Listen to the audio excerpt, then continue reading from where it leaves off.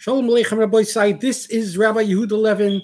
Welcome to another program, 11 at 11, where you hear the real raid with no spin, the hashkafa of the Gedolim of yesteryear, which you won't hear anywhere else. And I am your harbinger of hashkafa, your humble host, Yehuda Levin. We're heard each and every Thursday evening at 6:20 a.m. WSNR Radio, New York City, and parts of New Jersey and Muncie. And you can hear us 24/6 on our hotline number. Please take a pen. We will give out the hotline number, pass it on to friends. If you miss back programs, it's kedai to listen in your downtime. Please take down the hotline number, 641-715-3900. Again, 641-715-3900, extension 247656. Again, extension 247656. You can become a shutaf in this harbotzas hahashkofa v'haTorah v'hakvod shamayim by passing on information about this program to friends, to relatives, etc. We can also be seen on videos. All our videos are now of this program are now archived on our YouTube channel, Levin, Levin, and the number 11. It's a little hard to find sometimes, but it's kedai. We have some 10 videos or more archived, and various of our videos are appearing on Hefkervelt, a Lakewood blogspot, and we express our hakaras hatov to the management of Hefkervelt for being mishtatev in this spiritual endeavor. So what will we be discussing this week? What are our featured attractions for this week? We want to begin by talking about a Hefkervelt article that appeared around a week and a half ago, in which they discussed whether there's actually a need for asifas gatherings regarding child sexual abuse, or is this just an excuse to get government grants and money? And they were excited. A lot of comments. A lot of these comments were negative and questioning the validity and the necessity of such asifas, such gatherings. And it's about time you heard the truth on the matter from our perspective. You know, for various weeks we've been talking about Oisvarf of the week. And to be fair, Midatayva Meruba, we want to talk this week about the tzaddik of the week. I'm talking about a gentleman from Lakewood, Alt Eliezer Richter, who's a tremendous tzaddik and who made a Kiddush Hashem in the last few weeks. And we're going to discuss that Kiddush Hashem. He's not l'schak neket kulam. Then an idea about what to do with downtime at chasnas. From the time after the chuppah until the chasna kala come in, the music is blaring, people are wasting time. Some masmidim were looking in Sfarim, but what can be done for Klal Yisrael during that approximate hour, hour and 15 minutes, 50 minutes, whatever it is? It's a fantastic idea, which I'd like to share with you. A little further in the program, I'd like to discuss some simchas in my family, Baruch Hashem, and give public thanks to HaKadosh Baruch Hu. And I'd like to say a small Devar Torah. This is the Chasna season, and there's a simcha upcoming in my family. So I'd like to say a small Torah, time permitting, about Chasna and Sheva Brachas. I'd also like to give a little bit of musical entertainment this week. My son, Betzalel Halevi Levin, known in the music world as B. Lovin. That's a play on Betzalel Levin, B. Lovin. Just came out with a big, huge hit that received 17,000 hits approximately in just 24 hours. It's a Moroccan song. He flies and plays in Morocco. It's an excellent video. I can't show you the video. I can tell you can find it on Matzav. You can find it on YouTube if you have a heter for YouTube. We're going to play the audio for you in Mirza Hashem. Delaware just passed a ban on therapy, meaning for Mishkevei Zocher who want to get therapy to try to become normalized, they're not allowed to do it. It's now Osir Min Hadin in Delaware, another state, hits the dirt. In counter-distinction to that, we have a fascinating historic tape of Rav Yoshe Ber, Rabbi J.B. Soloveitchik, Rosh Yeshiva Yitzchak Chonin, YU, and what he had to say about the subject of therapy for homosexuals, and a very interesting tzustel to keep it over aim. We also want to give a shout-out to Rav Aaron Kotler Shlita and ask him if he's aware of House Bill, Federal Bill 6450, and since it's our job humbly to try to educate him, about his power and what he should do with it. We're going to tell Rav Aaron and everybody else in Lakewood about House Bill 6450, what we'd like Rabbi Kotler and others in Lakewood to do. Oregon federal court started to push transgendered bathrooms, and it's coming soon to a bathroom near you. What should we do about that? We can also speak to the gentleman on the committee, the mayor, etc., of Lakewood, and other hundreds of Askanim, and ask them what they have done so far about the Schmutz Pride Month in June at the library. What are they doing to protect our children for next season? So let us begin, Rabbi Sai, with the first subject. And it's now approximately 6 minutes into the program. 6 minutes into the program, we begin our first subject. Hefkervelt article. Hefkervelt had an article in which they questioned the need for asifas regarding sexual child abuse. Is it exaggerated? Is it really necessary? And is this just another way for Askanim who sit at the shissel to make a few shkolim? And there was a lot of cynicism and negativity in the comments. And I must say, with all due respect to those who comment, I want to weigh in humbly and say that I believe that these asifas and child sexual abuse are very good and very necessary. I'll tell you why. Approximately 10, 12 years ago, somewhere around then, a Yid by the name of Nachum Rosenberg from Williamsburg started to blow the whistle about the tremendous amount of child sexual abuse that goes on in the frum community, in the mikvayos, in camps, in yeshivas. And Dr. Susan Schulman, prominent pediatrician from Borough Park, weighed in and spoke about the fact that she sees many victims of sexual child abuse in the community. At least that's my recollection from many years ago that she said this. And this started a whole brouhaha. And Dov Heikind, to his credit, picked up on this thing and spoke about it and brought it to the attention of the public to such an extent that at one point I remember he was collecting information from people who for 10, 20 years ago from that time had been molested as children. And it seems to me, I recollect, there was actually an article in the New York Times that Mr. Heiken had collected interviews with something, if I remember correctly, like 960 individuals, or a staggering number. And we have to understand that not everybody was going to come forward and be so frank with Mr. Heiken or his staff. The New York Times wrote about this because at one point there was a push that Heiken should reveal the names of the various perpetrators. He had the lists of names of several tens of perpetrators, etc. And therefore, by the way, parenthetically, if I could blow my own shofar, I would like to tell you another fascinating story which happened, which I'm speaking about in this public forum for the first time. It happened many, many years ago, approximately, I'm just guesstimating, somewhere around 86, 87, or 88. Lemisparum, which is nearly 30 or more years ago, half a lifetime ago for me. At that time, I had a radio program, and I mentioned on the radio program that parents had to be careful and instruct and inform their children how and what would be considered inappropriate touching and how they should react to touching, and the importance of telling them or authority figures. I said, because there are tens of molesters in the world of Jewish chinuch.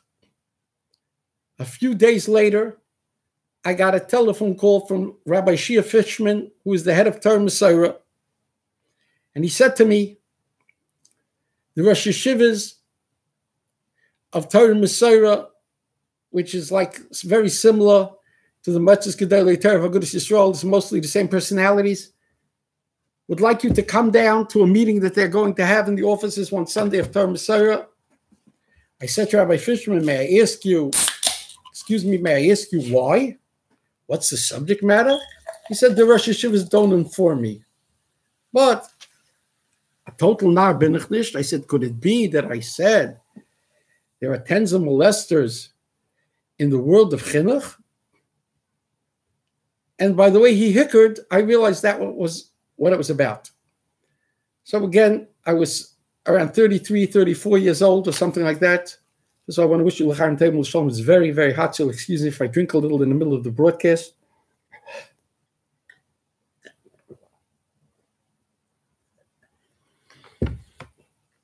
I walked into the room, and it was an oval-shaped table, and I stood at attention. The Gedolei Yisrael,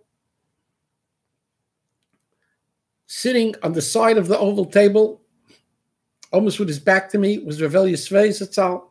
Next to him was Rav Avram Palm. Down the row, towards the end of the table, on that side, was Rabbi Fishman. Around the other side of the table, towards the end, was Rav Henech Leibowitz, Zecher Tzadikim Levracha. Near the oval table, near the other end, the beginning of the oval table, was Rabbi Weinberg, the Rosh Yeshiva at the time of Baltimore, Rav Aaron Schechter, and the Novominsker Rebbe was there. There might have been one or two others I can no longer remember. I just stood there at attention. I faced down, looking at my shoes. There was a moment or two of silence. And finally, Rav Svei says to me, Ratzach, sit down. I sat down actually at the head of the oval table. So on my left was Rav Svei, and on my right was Rabbi Weinberg. Then there's quiet for another minute or two. And Rav Svei turns to Rav Palm and says, Zokt ihr. Rav Palm says, Nein, Zokt ihr. And they go back and forth a few times. And finally, Rabbi Svei, maybe he lost patience or whatever, he turns down the road to Rabbi Fishman, who was the executive director of the Menal of Torah Messiah, and he says, Zokt ihr. So Rabbi Fishman says to me, is it true that on your radio program, you said that there are tens of molesters in the world of chinuch? Did you say that? I said, yes, I said it. And here I was young, so I said something which I would never say today. I said it. And if the Rosh Yeshivas tell me I have to go off the radio, I'm prepared to go off the radio. And I kept quiet. The Novominsker Rebbe stood up at some point, shortly after that. He stood up next to me, and he said, B'zeh Loshen, the little Torah that we have established with such great difficulty, Mesiras Nefesh, here in America, you are causing its downfall, or something similar to that. Because when people hear that in yeshivas there's child molesters, they'll stop sending their children to yeshiva. I'm just reporting what was said to me. I continued to be quiet. And after a certain amount of time, I felt it was my time to respond. And there was a chesed that was done to me because if the accusations were made directly by the Rosh Yeshiva. So it's harder to respond because of the constraints of Derech Eretz. But since they were made by Rabbi Fishman, so I focused. I didn't look at Rabbi Svei or Rabbi Palmer or anybody else. I looked at Rabbi Fishman. And I said at that time, there was the well-known, there wasn't so well-known, but maybe it was. It was already known the Mandrowitz fiasco, with tens or more of children, religious, irreligious, Gentile, Jewish. He had tremendous access to yeshivas, Mandrowitz, and he defiled many children. And you know the statistic that when a child is defiled, there's a 30% chance that he will become a Mishkav Zacha. That's almost a statistical, empirical fact. In addition to that, there's the famous Maisa in Torah Tamimi Yeshiva that wasn't super that well known then, but I knew about it. And eventually that came out years later when an individual is molested by the name of Framowitz, who came from a Rebbish Mishpacha. And there was an article in New Yorker magazine that spilled this whole thing of child abuse out into the public, in the Orthodox Jewish community, child abuse into the public arena, when Framowitz recalled how he had been molested by a Rebbe in Torah Tamima. So I said to Rabbi Fishman, in the aftermath of the Mandrowitz debacle, wasn't it true that there was talk in the higher echelons that a letter was going to go out to the parents to instruct them as to the importance of teaching the children how not to be touched inappropriately? Why should all parents be potential karbonis for these molesters? And I felt that I was doing a public service since nothing was done. In other words, excuse me for saying so, meaning no disrespect, but I sort of counterattacked. I certainly defended myself very strongly. And at that time, I mistakenly thought that the grandson, the son of one of the Moetzes Gedolei HaTorah, had a grandson who was in Torah Tamima, and I had heard he took out his grandson from Torah Tamima because of molestations, because he had heard about molestations. Not that he was molested, but because he heard about it. So I said to them, why did so-and-so, why does he have the right, because he knows the inside news, to take out his kid from Torah Tamima to protect his child from potential molestation, and the rest of us parents are second-rate citizens? At some point, again, this is many years ago, it's a third of a century ago, so I don't have such a clear recollection, but at some point, Rav Palm got upset, and this is how a tzaddik, an Adam Gadol, gets upset. He says, "Tuch sag mir, der junge Mann versteht nicht, was mir sagt er." It appears to me that this young man doesn't know what we're talking about to him. He's upset with me. And we went back and forth, and I told them that they're honoring politicians who promote schmutzige legislation, and they're voting for them, etc., etc. And then at a certain point, I told the Rosh Hashivas as follows. I said, there will unfortunately come a time where, just like prostitution is now legal, it was then already legal in certain parts of Nevada, where it is managed by the government for health concerns and it's taxed, etc. I said, there will come a day where prostitution will be legalized in New York, which is Sodom on the Hudson, Sedon. And when that happens, Zionists will stand at McDonald's and 18th Avenue, and they will solicit the Yidden coming home from work on the F train. Please do not blame this on Yehuda Levin. I'm only forecasting this. After 40 minutes or an hour, whatever it was, the interview was over, and Rev Svei told me, Ken's game. I turned around to the left, I walked out of the conference room, and I wended my way out of several rooms until I got to the elevator. And then I remembered that I wanted to say something else to the Rosh Hashivas. So in the meantime, by the time I wended my way back, 4 or 5 minutes had elapsed, and I said to the Rosh Hashiva, I opened the door and they looked up, Otizel Nachamol, Otizel Do Nachamol. We thought we were finished with him. And I said, I forgot to tell the Rosh Hashivas that I got a call from Frank Lombardi, or one of the reporters in the Daily News, and he told me, we heard that Rabbi Marish Shera knew that Mandrowitz molesting kids and still allowed him access to the yeshivas. Of course, I told Lombardi that's an absolute canard. It's false, and there's no truth to it, and it's outrageous, and I don't know who told you this. It's totally not credible. Nobody would do such a thing. And then, even though I didn't have the greatest relationship with Aguda, even way back then, I went and called Rabbi Nissen Wolpin of blessed memory. And I told him a heads up to Aguda, they should know that what the media is thinking. And then I concluded by telling Rosh Hashiva, we are in the eyes of the fishbowl. The media is looking at us, whether we like it or not, and it has nothing to do with Yehuda Levin. And we have to do the right thing in terms of these morality things, in terms of the child abuse. And if anything, I was helpful and not harmful in what I did with that reporter. And I just left it unsaid, but I still felt very strongly that what I said and what I did was highly appropriate with regard to alerting the general populace to the dangers of child abuse, which 30 years ago, they wasn't so well known. Let's flash forward to around 10 years ago when Dov Hikind got involved in the child abuse issue, and it started to explode onto the papers and eventually the Goyish papers and eventually even the Jewish papers. At that time, Dov Hikind called a meeting at the YMHA on 14th or 15th Avenue in Broader Park, and he had Rabbi Ronnie Greenwald speaking and other chashuvim in the movement. Excuse me for a moment.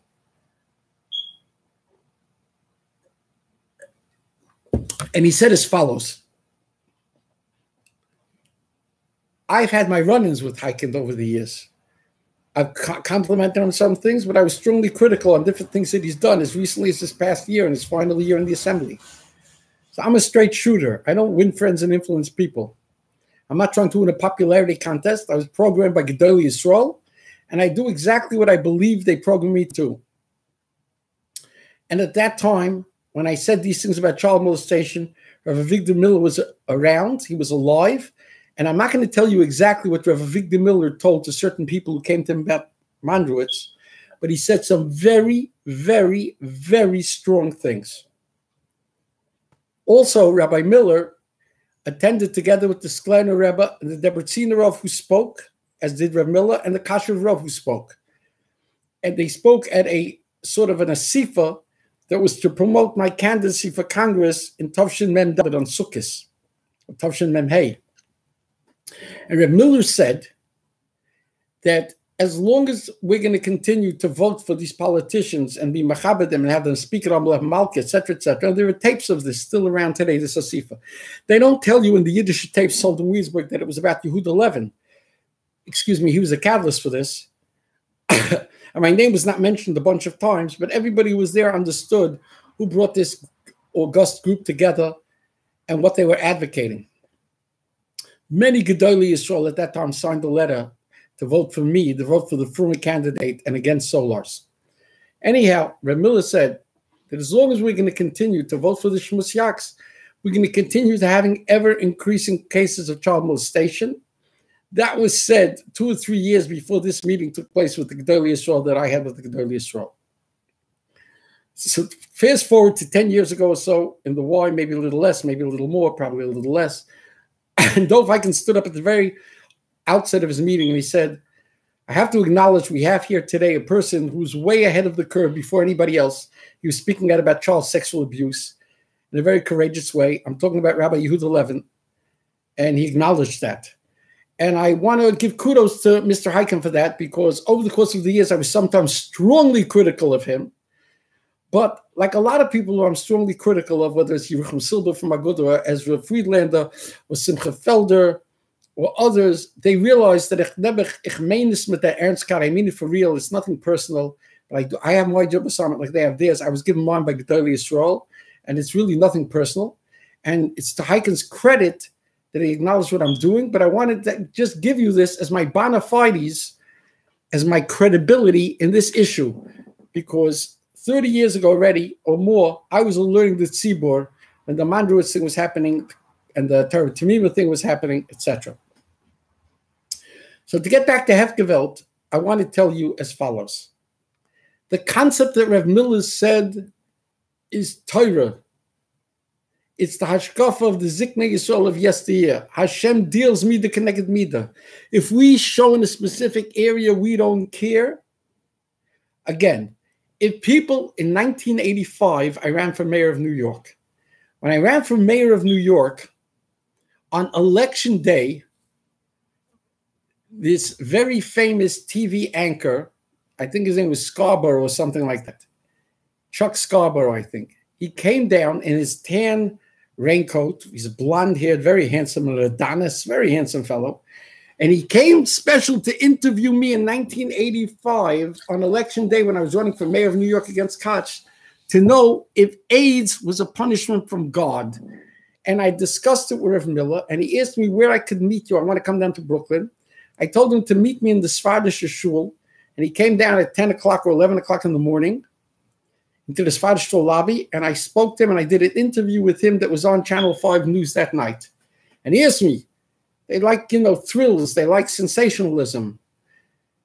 Do you want to say you? In other words, the implication is you, 16th century black-bearded witch burner, Neanderthal throwback bigot.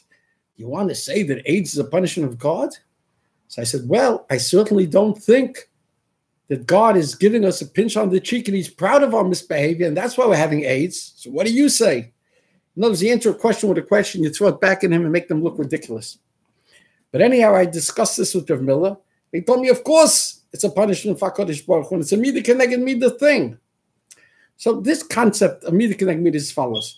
When you vote for the politicians who stand for schmutz and immorality, then there's gezeres about Metzitza B'Peh on a bris milah. And if you still don't get it, you still don't make the connection, you still don't care, so then there are more and more ever-increasing molestations. In 1980 or thereabouts, Williamsburg was represented by long-term Congressman Fred Richmond. He was a flipping child molester, a pedophile. And even after it came out with accusations in the paper, the people in Williamsburg prostituted themselves for shkolim, and they figured Fred Richmond will weather this storm, and the Chilul Hashem, they voted Richmond in again. This was too much for the Kasha V'Rov, and so the Kasha V'Rov made an asifa, and he pushed through in the Sachtas HaRabbanim. He twisted arms. I don't know if he embarrassed the Rebbe's into it or whatever he did, and they came out with a kol kor in the Sachtas HaRabbanim that it is prohibited to vote, honor, financially support, or give kavod in any way to be toimech politicians who vote for schmutz, which meant mishkav zacha stuff, abortion stuff, etc. It was signed by the Satmar Sigurd Rebbe, the Tzelem, I think, the Pupa, I think, or one that might have been Nift, I'm not sure, as well as the Kasha V'Rov, one or two others. P.S. Satmar, and therefore the smaller Hasidison, never abided by it. To the eternal shame b'mokum sheyesh chilul Hashem ein cholten kavod l'rav. As I've said in previous programs, which you can hear, they're archived on the radio, on my hotline. Please take a pen and write down this number, 641-715-3900. 641-715-3900. I beg you, I plead with you. This program is costing me blood. I live on gas fumes. I don't have money, and I'm doing this from my own pocket. Leman, my job assignment that I was given by Rabbi Miller, be assured to spread the word with this hotline. I was very disappointed that the videos, which are groundbreaking, from the best programs I ever did in my life, 4 half-hour videos about the fallacious, discredited Rabbi Sherrod doctrine, specifically in the areas of how to deal with immorality, immoral legislation, and liberal politicians. He was wrong, and I sparados, I prove it from Mises of Gedolim, and I prove it from the own words of what I'm holding up, the Rabbi Sherrod authoritative biography, which was definitely looked at by various Gedolei Yisrael, Agudist, and everything, and it was airbrushed, and it smells terribly. And anybody with a little seichel will understand the rectitude of what I'm saying in this area. Unfortunately, the video received very little play. That's a very big mistake because that's very powerful hashkafa. So I'm asking you to spread the word. The hotline, the extension number is 247656. I'm pleading with you to understand. So therefore, there is no question that at this late stage of the devolving culture, avada gewiss, there's a tremendous amount of ever-increasing child molestation because the schmutz is so thick in the ear you can cut it with a knife. And askonim from Aguda, the David Lichtensteins, the Rabbi Aaron Kotler's, the Chabad people, the Satmar people, Rabbi Niederman, they're all guilty as sin of, turning the other cheek to the immorality.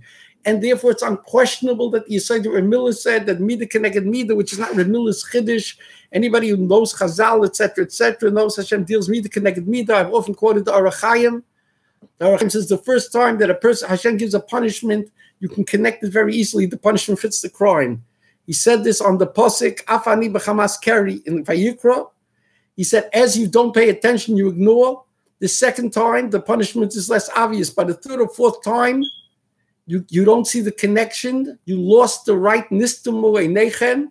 Your eyes become blinded. You don't see the connection, and it goes from bad to worse. So why shouldn't we think there's a tremendous amount of child molestation here, with all the support of this Hanif and this Schmutz and everything else? So therefore, it's obvious, if the people who are doing these asifas are doing it shaloi lishma because they get money from the government. So what's so terrible if they do it shaloi lishma? You work at your job for free? That's their job. They're getting money to make asifas. Every asifa in public instructs parents and gives them the potential to instruct their children to see telltale signs of molestations, as they say in Williamsburg, and therefore to avert and avoid some of this catastrophe. So I want to say, kudos. I don't care if they're making money. I don't care if they're not doing it lishma. The fact of the matter is, it's misplaced cynicism, and we have to talk about it as much as possible. And I want to tell you one more episode. When I raised the issue of fighting the Mishkav Zohar parade in Eretz Yisrael approximately 10 or 11 years ago, and B'siyata D'Shmaya, there was an Israeli documentary that won awards around the world about the culture conflict between the religious people who are fighting against the homosexual parades in Jerusalem and the Mishkavei Zohar. And the main protagonist was your humble servant, Yehuda Levin, who had come from America to lead that fight. There were less than a handful of people doing it. They followed me all around, and I was in the documentary, featured very prominently. That year, I helped that there was such a big machah throughout Eretz Yisrael that they actually canceled the parade that year. The parade didn't take place, which just shows you, if you want, you can do something. You do have the power in your hand, and that's why Lakewood is so important. We're going to pause now because I divide up the program in two for reasons of uploading the video. It's easier, and we'll be back momentarily, so please don't go away.